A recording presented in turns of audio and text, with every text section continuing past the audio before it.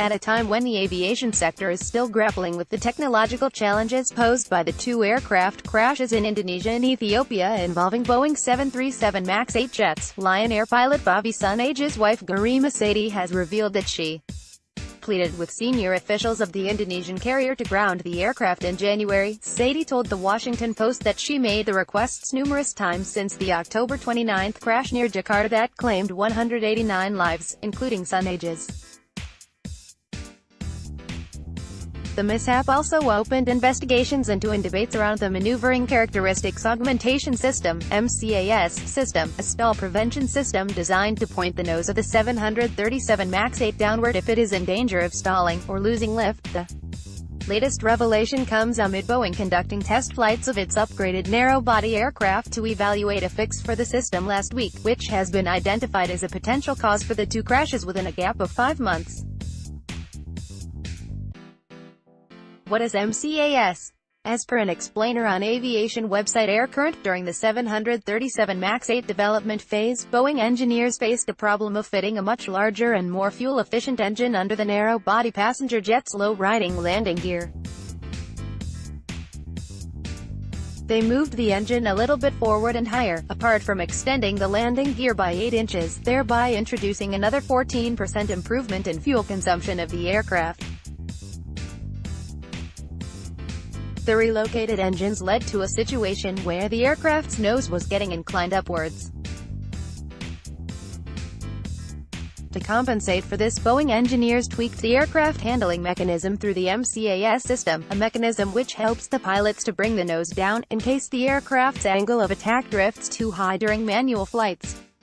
The anti-stall device is activated without pilot input and commands the nose-down stabilizer to enhance pitch characteristics during steep turns with elevated load factors and when the flaps are up at airspeeds approaching stall.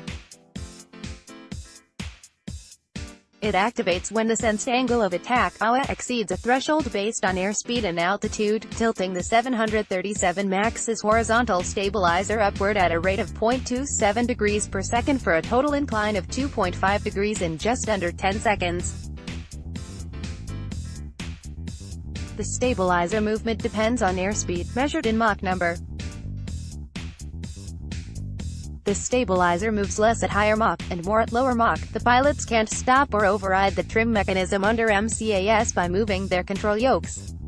At a higher AWA, the MCAS commands another incremental stabilizer nose-down command, says the Boeing directives. The whole system can only be deactivated or overridden if pilots manually trim the 737 MAX to lower the angle of attack. The system caught the commercial pilots off guard after the Lion Air crash, as it was not mentioned in the Flight Crew Operational Manual (FCOM) that governs the master description for pilots. Boeing said in a statement, "We are taking every measure to fully understand all aspects of this incident, working closely to the investigating team and all regulatory authorities involved. We are confident in the safety of the 737 MAX.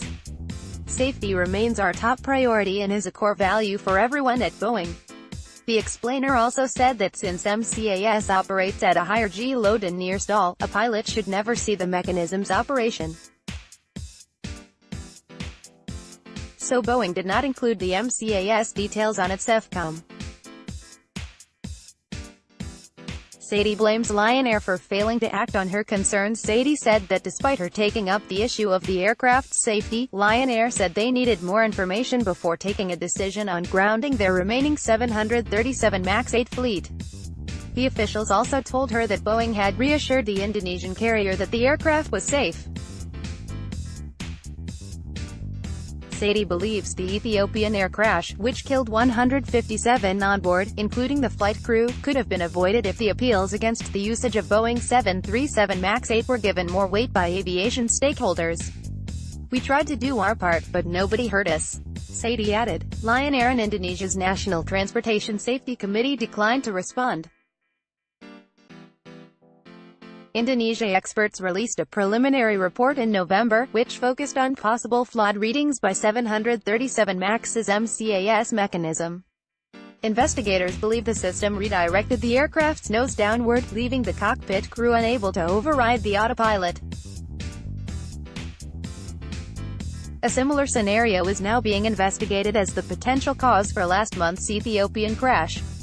Suneja was known as a methodical pilot, Sethi said. She also said that her late husband liked to arrive early and go through the inspection and pre-flight checklist. Suneja simply loved flying. Sethi and Suneja grew up in a New Delhi suburb. After meeting through a matrimonial website, they began their relationship over coffee on one of Suneja's trips back home from Jakarta. They got married in July 2016. They moved to Indonesia shortly after their marriage. Suneja, who was outgoing and charismatic, was also a technology buff who kept track of the latest mobile phones and used to go for the newest camera or watch. He simply loved flying, Sethi said. The couple would host weekly gatherings in Jakarta, where Suneja used to cook for the guests. Lion Air pilots used to consult Suneja on safety issues despite being the youngest captain in the Lion Air fleet. Sethi said Suneja's colleagues used to often have long discussions with him regarding safety issues faced by them during daily operations. He completed practical and computer training in 2018 to be certified to fly the 737 MAX 8, and he used to say that the aircraft was very good. Sethi said. She also claimed that after the October 29 crash, Suneja's colleagues told her that Lion Air's pilots had received no training on the MCAS. The same was also confirmed by the Indonesian officials, who said that Boeing's manual for the new plane did not fully describe the anti-stall software, including the mechanism of how to disable the problematic system. Suneja's aircraft faced MCAS problems on its penultimate flight. Sethi also claimed that her husband's colleagues told her that the aircraft had flown from Jakarta to Bali, where a malfunctioning angle of attack sensor was replaced. When it started its return to Jakarta, the pilots experienced problems and made a distress call. However, they were assisted by a third pilot, who was inside the aircraft and helped the pilots to disable the MCAS and restore manual control. However, the Indonesian investigators' preliminary report did not mention the third pilot's presence. Sethi said that during a PowerPoint presentation by the investigators, she and her mother-in-law asked about the omission and urged the officials to tell the other families and the public the whole truth. The officials, however, did not oblige. The presence of a third pilot on board the previous Lion Air flight was excluded from the preliminary report because investigators had not yet interviewed him or ascertained his exact role, said Nurjavyo Utomo, an investigator at Indonesia's National Transportation Safety Committee. So we heard about it, but it was not yet confirmed. Utomo added. Raised the software glitch issue with Indonesian authorities, Sethi, in January 2019. During a meeting with Lion Air officials, Sethi urged them to ground the MAX planes, while citing media reports that Boeing was already working on a software fix to the MCAS. We suggested if it was a software glitch, why not ground it for a while, she said. No steps were taken by Indonesian aviation authorities to stop the 737 MAX operations till March, despite protests by victims' families in front of the presidential palace. Sethi was out with a friend on March 10 in Delhi, the same day the Ethiopian crash took place. After hearing the news, she immediately rushed back home to find out more updates. It was altogether the same story. I don't have any words, Sethi said, adding that she was distressed to learn that the MAX 8 jet that crashed immediately after taking off from Addis Ababa's Bole International Airport had been delivered by Boeing in mid-November, just days after the Lion Air disaster. She also accused Boeing of playing with people's lives. Sethi, a chartered accountant by profession, is now gathering crucial information about sensors, simulators and training manuals of passenger aircraft.